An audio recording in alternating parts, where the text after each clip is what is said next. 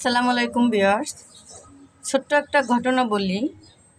আজকে আমি রাস্তা দিয়ে হাঁটতে গেছি, মানে একটা দোকানে গেছিলাম কিছু আনার জন্য।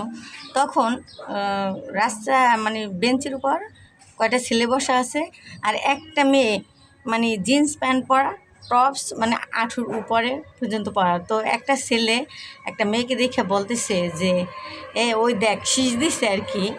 তো মেয়েটা উল্টা রিয়েক্ট করছে। তো আমি একটা কথাই বলতে চাই যে এটা ছেলেদের দোষ না, এটা হলো মেয়েদের দোষ। কারণ আর আমি দোষটা দেব মায়ের, কারণ একটা মাই পারে একটা মেয়েকে ভালোভাবে চলাফেরা করার জন্য। কারণ ছোটোবেলা থেকে যদি মাই যেই শিক্ষাটা দিবে ওই শিক্ষাটাই ছেলে মেয়ে পাবে। কারণ বাবা সবসময় কাছে থাকে না, হয়তো কাজ করে বা চাকরি করে, কেউ অনেক কিছু বিভিন্ন ধরনের, বাবা সময় দিতে পারে না, কিন্তু একটা মাই একটা সন্তানকে গড়ে তুলতে পারে। ঠিক আছে? তো এইখানে আমি ছেলেগুলোর দোষ দিই না, কারণ মায়েদের দোষটাই আগে দিই। আর একটা ছোট্ট কথা হলো যে ভাইয়া, আমি তো একটা অসহায় পরিবার নিয়ে কাজ করি। তো অসহায় লোকগুলো আছে, আপনারা নিচে ভিডিও ছাড়ছি দেখতেই পাচ্ছেন।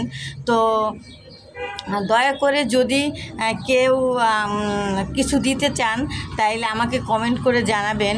কারণ একটা বৃদ্ধ লোক খুব অসহায় আমার কাছে আসছে কিছু মানে টাকার জন্য, মানে ডাক্তার দেখাবে।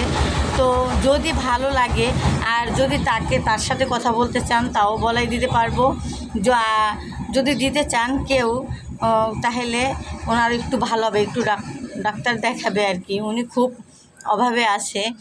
আর সবাইকে বলবো যে আমার চ্যানেলটাকে একটু সাবস্ক্রাইব করে দিবেন প্লিজ ভাই। ঠিক আছে? আল্লাহ হাফেজ।